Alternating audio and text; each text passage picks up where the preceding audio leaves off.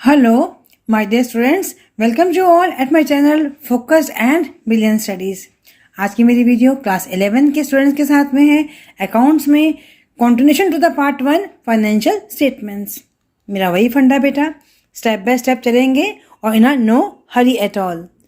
मेरे पार्ट 1 में मैंने आपको बताया कि फाइनेंशियल स्टेटमेंट्स क्या होती हैं, पूरा कंसेप्ट क्लियर कर चुकी मैं आपको। ट्रेडिंग अकाउंट क्या होता है वो मैं आपको पूरा एक्सप्लेन कर चुकी हूँ, ठीक है ना। उनमें कौन कौन से आइटम्स आते हैं। आज हम करेंगे बेटा थोड़ा सा और टॉपिक हमारा रहेगा profit and loss account. Profit and loss account में क्या आते हैं, हमारे इनडायरेक्ट एक्सपेंसेस आते हैं। डायरेक्ट आते हैं हमारे ट्रेडिंग अकाउंट में और इनडायरेक्ट आते हैं हमारे प्रॉफिट एंड लॉस अकाउंट में।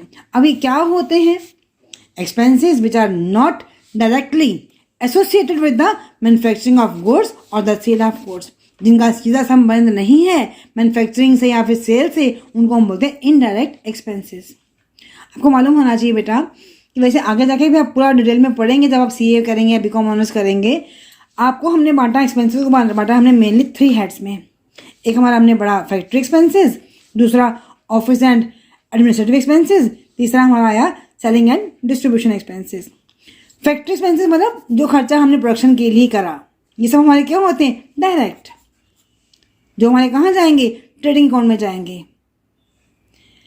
जिनका संबंध सीधा मैन्युफैक्चरिंग से प्रोडक्शन से होगा, ठीक है ना। फिर आपका आया ऑफिस एंड एडमिनिस्ट्रेटिव एक्सपेंसेस, जैसे कि आपका ऑफिस का ही रेंट दे रहे हो, ऑफिस में जो लोग काम कर रहे हैं उनको सैलरी दे रहे हैं, टैक्स दे रहे हैं, स्टेशनरी आ रही है ऑफिस के लिए, ऑफिस की लाइटनिंग का खर्चा हो रहा है, ऑफिस में जो आपकी एसेट्स हैं उन पे रिपेयर लग रहा है ना, रिपेयर्स पे खर्चा हो रहा है, डेप्रिसिएशन हो रहा है उनका, पोस्टेज का, टेलीफोन के बिल्स का, ये सब हमारे क्या है ऑफिस एंड एडमिनिस्ट्रेटिव एक्सपेंसेस। ऐसे ही आपका आता है सेलिंग एंड डिस्ट्रीब्यूशन एक्सपेंसेस। जब हमारा माल बन गया, अब हमने क्या करना है, उसको बेचना है। सेलिंग में जो खर्चा हमने करना है, पैकेजिंग में, एडवर्टाइजमेंट में, कैरेज आउटवर्ड में, भाड़ा दे रहे हैं हम लोग, फ्रेट आउटवर्ड। इनवर्ड कहाँ आता है, डायरेक्ट है वो तो। अब हम माल को बाहर निकाल रहे हैं तो हमारा क्या हो गया, वो सब हमारे क्या होंगे इनडायरेक्ट एक्सपेंसेस।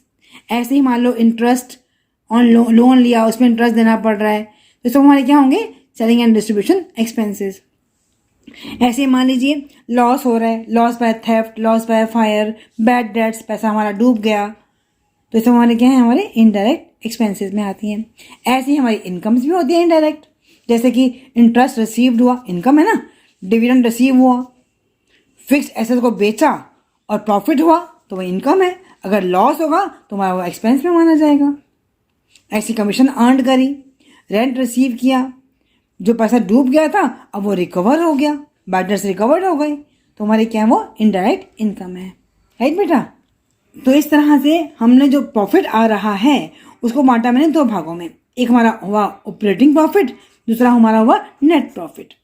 अब ऑपरेटिंग क्या होता है, नाम से स्पष्ट हो रहा है कि ऑपरेटिंग एक्टिविटीज़ पे जो बिजनेस की हमारी होंगी ना, ऑपरेटिंग एक्टिविटीज़ पे जो हम खर्चा करते हैं उनसे जो हमने प्रॉफिट अर्न किया, profit earned through the normal operating activities of the business, उसको हम बोलते हैं ऑपरेटिंग प्रॉफिट।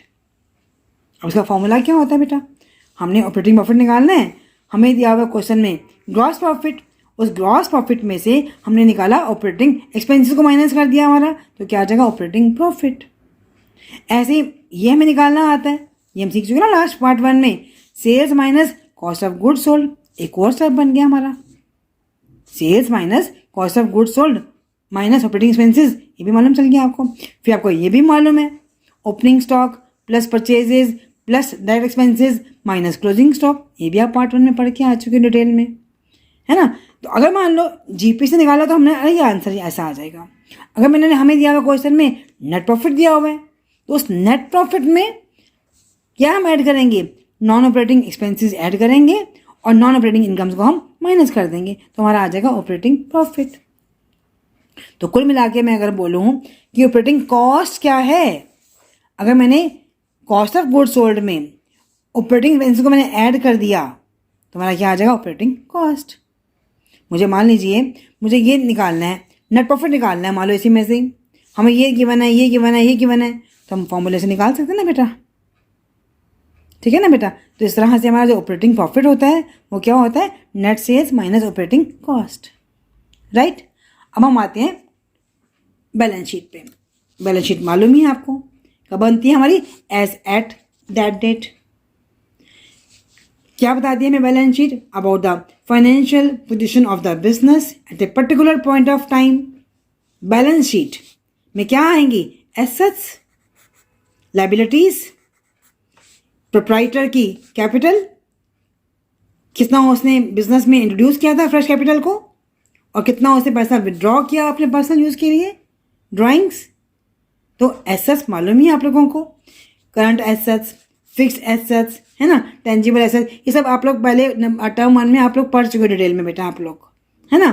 फिर लायबिलिटीज मालूम है आपको, करंट लायबिलिटीज, ऐसी आपकी नॉन करंट लायबिलिटीज। तो ये सब हमारी क्या है? एसेट्स और लायबिलिटीज। बैलेंस शीट हम बनाते हैं ना, यहाँ पे हमारी क्या आता है बेटा? लायबिलिटीज।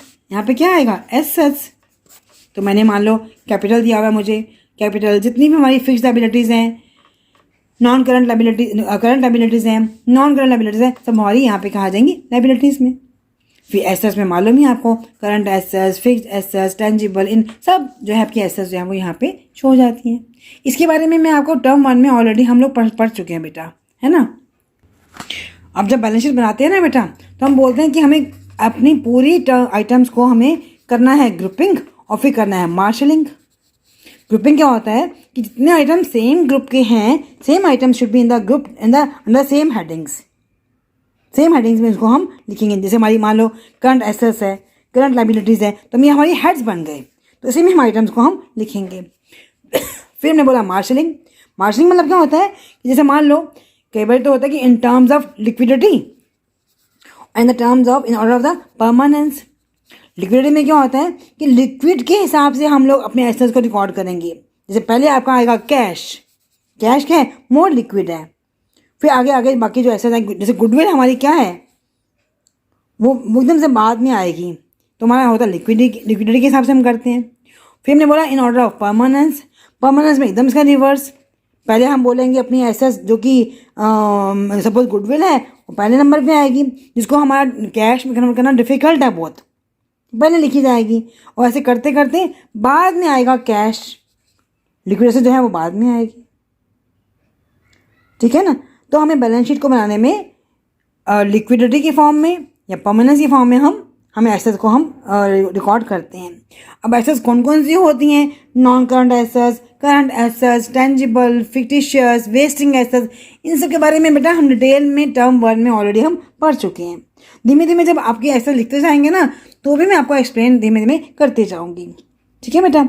तो आज की हमारी वीडियो यहीं तक है, जिसमें हमने सीख लिया अभी तक ऑलरेडी कि ट्रेडिंग अकाउंट क्या होता है, प्रॉफिट एंड लॉस अकाउंट क्या होता है, और बैलेंस शीट क्या होता है। ट्रेडिंग अकाउंट में हम लोग रिकॉर्ड करते हैं सिर्फ डायरेक्ट एक्सपेंसेस को, जिसे हमें मिलता है ग्रॉस प्रॉफिट या फिर ग्रॉस लॉस, और P&L से मिलता है हमको, जिसमें हम रिकॉर्ड करते हैं अपने इनडायरेक्ट एक्सपेंसेस को और इनडायरेक्ट इनकम्स को, जिनसे हमारा रिजल्ट आता है नेट प्रॉफिट या फिर नेट लॉस।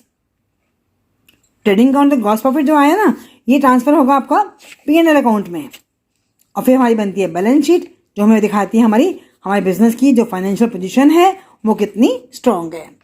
तो हम at a particular point of time पे हमारी एसेट्स, हमारी लायबिलिटीज, हमारी लिक्विडिटी, हमारी सॉल्वेंसी, इन सबको बैलेंस शीट जो हमारी दिखाती है।